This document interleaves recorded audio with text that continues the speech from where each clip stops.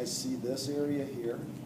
I see this circular area here, this circular area here. Looks like there might be a little cavity right there, okay? Which, by the way, has thin walls and they're relatively even throughout. And then some more of this patchy area here. So when you start to see something like that, you have two possibilities. Are those tumors, okay, or is it pneumonia, okay?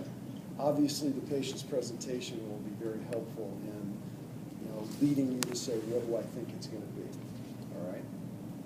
This is another example of how this coccidiogomycosis can show up. Now, most of the time when people have coccidiogomycosis, it's an inhalation process, and most people are asymptomatic, or at best, maybe it caused what would be indistinguishable from like your average flu or your average upper respiratory, 1 week old cold, okay? Occasionally, it is a little bit more widespread and the patient develops a lot of symptomatology.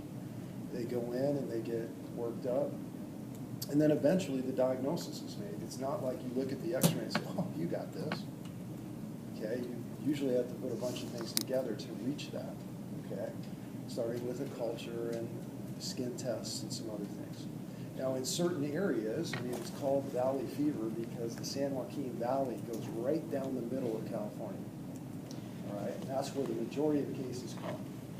It's also prevalent kind of in all of the southwest United States. So if you're in Arizona, New Mexico, California, parts of Nevada, you're predisposed to this, okay? Mexico, it's an issue there as well, all right? So sometimes based on your location, one would make you consider it more than other things.